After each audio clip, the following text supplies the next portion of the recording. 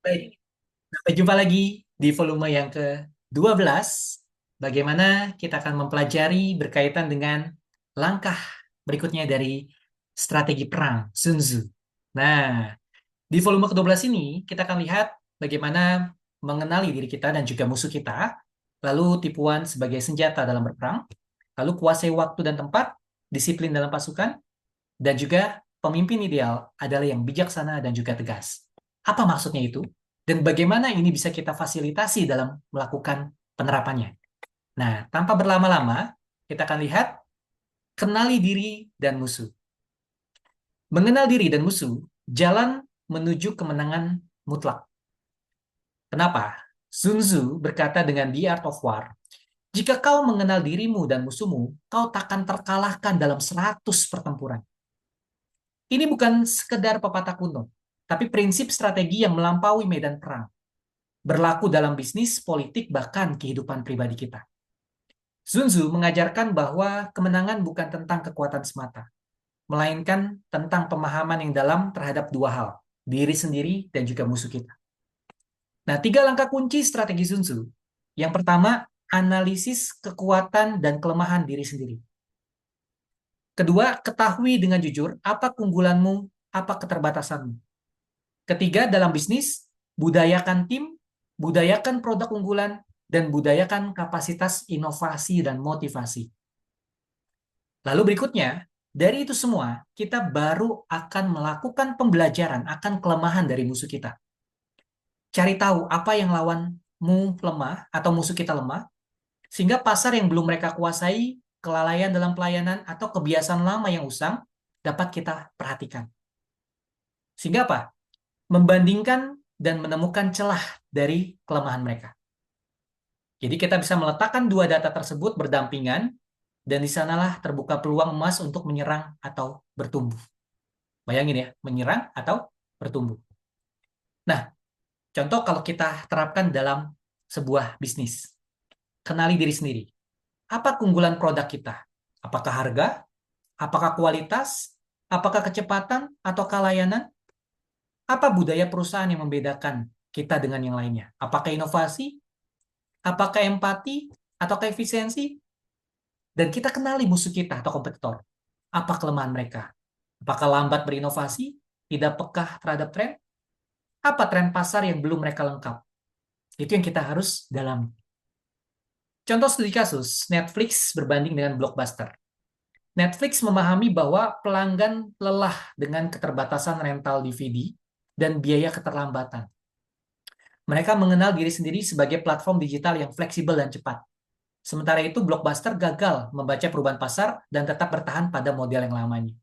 Hasilnya, Netflix menyalip, Blockbuster tenggelam. Kemenangan tidak didapat karena kekuatan besar, tapi karena pemahaman yang tajam akan analisa. Nah, kesimpulannya, strategi hebat bukan soal menyerang lebih kuat, tapi membaca lebih dalam, dan Sun Tzu mengajarkan bahwa siapa yang lebih mengenal medan, mengenal lawan, dan mengenal dirinya sendiri, sudah menang sebelum perang dimulai. Dan kita lihat tipuan sebagai senjata. Nah, tiga taktik tipu daya yang direkomendasikan Sun Tzu. Tampak lemah saat kuat. Sengaja tampil rapuh agar musuh menyerang secara sembrono. Saat itulah serangan balik dilakukan dengan kekuatan penuh. Buat musuh meremehkan. Tampilkan diri seolah-olah tak siap, kacau atau lelah, musuh akan menurunkan kewaspadaan. Di saat itulah momentum dibalik. Sebarkan misinformasi. Kirim kabar palsu, rute tipu-tipu, dan informasikan menyesatkan. Buat musuh bertempur melawan bayangan, bukan kenyataan. Contoh sejarah, pernah dilakukan operasi Fortitude di Day 1944. Dalam Perang Dunia Kedua, Sekutu merancang operasi Fortitude, sebuah misi intelijen yang sangat cerdas.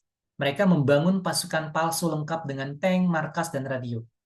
Nah, tujuannya membuat Nazi percaya bahwa invasi akan terjadi di Pas de Calais, bukan di Normandy. Nah, Nazi termakan ilusi itu. Sehingga ketika diri tiba di tempat yang tak mereka duga, mereka kalah telak. Hasilnya, salah satu kemenangan paling penting dalam sejarah modern. Dimulai bukan dengan tembakan, tapi dengan tipuan. Nah, kesimpulannya, jika kamu membuat musuhmu melihat apa yang ingin dia lihat, kamu bisa kendalikan apa yang ia lakukan. Jadi, Dalam perang dan bahkan dalam bisnis atau politik, tipu daya yang halus sering lebih efektif daripada kekuatan yang kasar. Karena menang bukan dengan kekerasan, tapi dengan kecerdasan. Seperti yang dialami oleh kita ketika pada saat kita mendapatkan sebuah hal-hal dalam kecerdasan berstrategi. Nah, tipuan dalam negosiasi. Kita harus tahu bahwa semua perang dibangun di atas tipu daya. Dan hari ini, perang tak selalu berupa pertempuran bersenjata. Ia bisa terjadi di ruang rapat bisnis atau panggung diplomasi internasional. Nah, dalam bisnis, negosiasi ala Sun Tzu pura-pura tidak tertarik pada produk atau kesepakatan. Tujuannya, membuat lawan menurunkan harga atau memberi penawaran lebih baik. Ini adalah bentuk tipuan emosi. Ya. Menekan harga dengan sikap, bukan kata-kata. Contoh, seorang investor menahan ekspresi antusias saat pitching startup, agar valuasi tetap rendah sebelum masuk modal besar. Nah, ketika dalam politik, diplomasi bertopeng, contoh, senyum di meja diplomasi sambil diam-diam menyiapkan sanksi atau tekanan ekonomi. Dunia internasional penuh sandiwara. Siapa yang bisa menipu tanpa terdeteksi, dialah yang memegang kendali dalam perhitungannya. Nah, contoh, negara A menjalin kerjasama energi dengan negara B, sambil secara diam-diam mendukung oposisi internal B. Jadi apa kesimpulannya? Tipu daya bukan sekedar manipulasi, tetapi alat strategis untuk mengukur persepsi musuh dan seperti kata Sun Tzu, yang terlihat bukanlah yang sebenarnya, itulah seni mengendalikan lawan. Berikutnya, kuasai waktu dan juga tempat. Sering kita melihat bahwa seperti angin topan, diam seperti gunung, itu adalah hal-hal yang paling mematikan. Kenapa? Sun Tzu berkata bahwa kutipan ini bukan sekedar metafora indah, tetapi filosofi mendalam tentang mengatur ritme dalam peperangan. Sun Tzu menekankan bahwa kemenangan tak hanya ditentukan oleh kekuatan, tetapi juga oleh waktu dan kecepatan yang tepat. Jadi faktor kunci, waktu adalah senjata. Musim hujan bisa memperlambat gerakan. Musim dingin bisa membekukan moral. Tapi bagi yang siap, cuaca buruk bisa menjadi keunggulan. Ini ritme dalam menentukan waktu. Cuaca arah angin yang kabut, yang kuat, dan malam hari yang tidak terlihat dapat digunakan untuk menyembunyikan pergerakan dan memberikan kejutan ke pihak lawan. Berikutnya, kelelahan musuh. Serang saat musuh baru saja menyelesaikan perjalanan panjang, menghadapi badai, atau merayakan kemenangan. Di saat itulah mereka paling rentan lemah untuk bisa diserang. Contoh sejarah, serangan Mongol di musim dingin, bangsa Mongol dikenal sebagai penguasa taktik dan pengatur waktu yang jitu. Mereka menyerang Rusia di tengah musim dingin saat pasukan lawan mengira perang mustahil dilakukan. Salju tebal tak menghalangi mereka. Kuda-kuda Mongol dilatih menghadapi es dan badai. Musuh yang tidak siap menghadapi suhu ekstrim hancur sebelum sempat membalas. Inilah seni Sun Tzu dalam praktik menguasai waktu bukan hanya sebatas medan. Jadi apa kesimpulannya? Kekuatan yang tak terkendali bisa menghancurkan dirimu sendiri. Tapi kekuatan yang tahu kapan harus dilakukan dan bergerak, itulah kemenangan sejati. Kenapa? Karena serang cepat seperti badai dalam waktu yang sudah tepat tiba saatnya, tapi diam seperti gunung yang teguh saat waktu belum datang, itu adalah strategi yang paling jitu dalam seni berperang. Berikutnya, medan yang menguntungkan. Bertempurlah di tempat yang kamu kuasai. Sun Tzu pernah berkata bahwa panglima yang cerdas tidak bertempur di medan yang dipilih musuh. Ia memaksa musuh datang ke tempat yang menguntungkan baginya. Sun Tzu mengajarkan bahwa kemenangan bukan soal keberanian, tapi soal posisi. Bukan hanya apa yang kamu lawan, tapi di mana kamu melawannya. Strateginya, paksa musuh bertempur di medan pilihanmu. Seorang pemimpin cerdas menentukan lokasi pertarungan terlebih dahulu. Di mana lokasinya? Mengarahkan musuh ke perangkap medan. Menggunakan alam sebagai sekutu diam-diam untuk bisa menguasai kekuatan dari musuh. Studi kasus misalnya pertempuran Agincourt tahun 1415. Dalam perang 100 tahun, pasukan Inggris yang jumlahnya jauh lebih kecil dipimpin oleh Raja Henry kelima, mereka menghadapi ribuan ksatria Prancis yang lebih kuat dan lengkap. Tapi Inggris memilih medan pertempuran yang berlumpur sempit di hutan Agincourt. Mengapa? Karena hujan membuat tanah berlumpur parah. Satria Prancis dalam baju cirah berat karena terperosok dalam lumpur dan menjadi lambat dalam pergerakan. Nah, pemanah Inggris memanfaatkan situasi itu dan jarak dalam medan tersebut untuk menghancurkan barisan musuh tanpa harus mendekat dari jarak jauh. Hasilnya, kemenangan besar meski kalah jumlah, tapi karena kecerdikan dalam strategi. Kenapa? Karena medan dikuasai oleh pasukan Inggris pada saat itu. Simpulannya, kita lihat yang slide 6. Jadi, Sun Tzu pernah berkata bahwa pasukan tanpa disiplin akan kacau bahkan sebelum pertempuran dimulai. Kenapa? Karena dalam pandangan Sun Tzu, kemenangan bukan hanya soal strategi cerdas atau kekuatan besar. Karena kunci utama adalah disiplin dan terstruktur. Nah, tanpa komando yang jelas dan kontrol yang kuat, pasukan terbaik pun berubah menjadi kekacauan. Kenapa? Karena ada 3 elemen disiplin waktu menurut Sun Tzu. Hierarki yang jelas. Setiap prajurit harus tahu siapa pemimpinnya dan siapa yang harus dia ikuti. Rantai komando yang solid, perintah yang langsung dan efektif. Latihan rutin. Disiplin tidak dibentuk dalam perang, tapi dilatih dalam damai. Latihan membentuk refleks, kekompakan, dan juga kepercayaan. Ketiga, hukuman dan penghargaan tegas. Keadilan di medan perang bukan tentang belas kasihan, tapi konsistensi. Prajurit berprestasi diberi penghargaan, pelanggar diberi sanksi tegas. Contoh sejarah pada saat Legiun Romawi pada saat dulu. Jadi, pasukan Romawi dikenal sebagai salah satu pasukan paling disiplin dalam sejarah. Mereka memiliki struktur hierarki militer yang rapi dari centurion hingga jenderal. Latihan harian mereka mencakup baris berbaris, penggunaan senjata, dan formasi tempur. Sistem reward atau punishment diterapkan secara tegas, bahkan hingga eksekusi untuk pembangkangan. Nah, hasilnya apa? Legiun Romawi mampu menaklukkan sebagian besar dunia barat bukan hanya karena senjata, tapi karena kendali mereka. Pasukan dengan strategi besar tanpa disiplin sama dengan kekacauan bersenjata. Jadi, bagaimana kedisiplinan dapat menjadi kontrol dalam kemenangan berstrategi?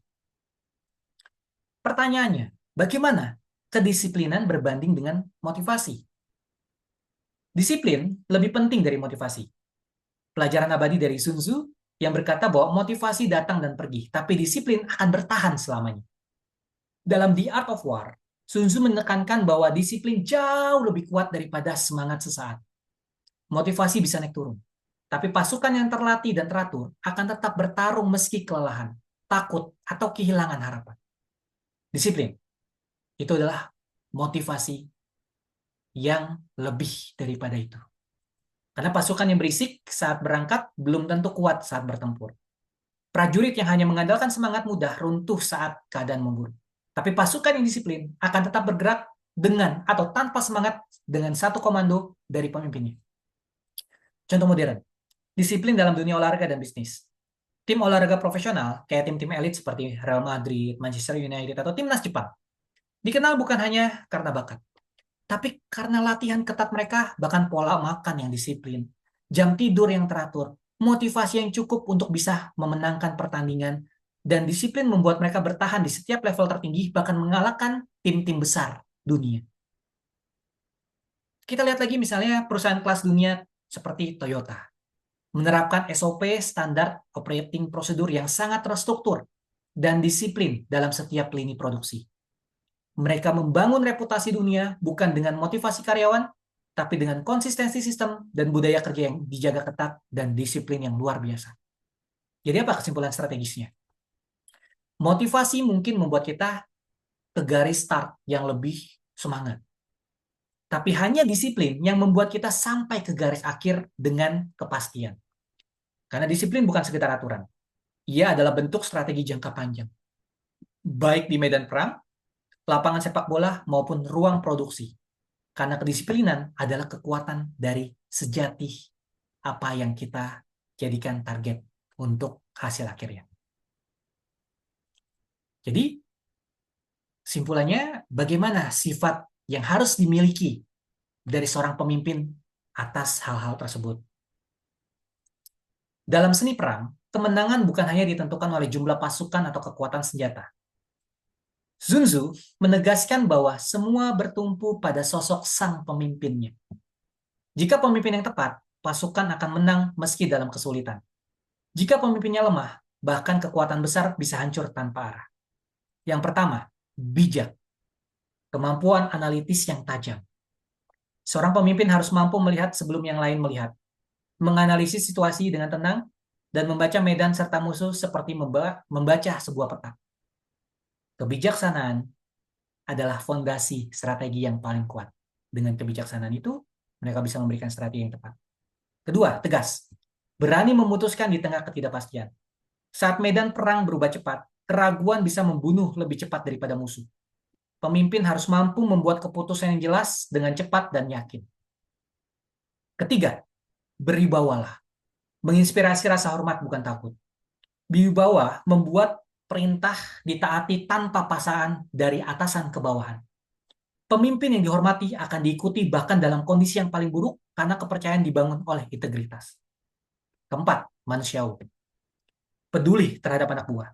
Sun Tzu tidak memuja kekejaman. Ia tahu bahwa pemimpin yang peduli akan mendapatkan loyalitas sejati. Kepedulian bukan kelemahan, tapi kekuatan yang menumbuhkan solidaritas. Kelima, berani. Tidak ragu saat tiba saatnya bertindak. Berani bukan sembrono, tapi keberanian yang lahir dari penilaian matang. Sehingga pemimpin harus berdiri paling depan dalam krisis, bukan bersembunyi di paling belakang saat terjadinya sebuah krisis. Akan adanya perintah atas ke bawah. Jadi kesimpulan strategisnya, seorang pemimpin adalah keseimbangan antara otak dan hati, ketegasan dan empati, strategi dan juga keberanian. Itulah pemimpin sejati menurut Sun Tzu, penentu arah sejarah dan nasib bangsa. Sampai jumpa di materi berikutnya dari I Think the Power Papers.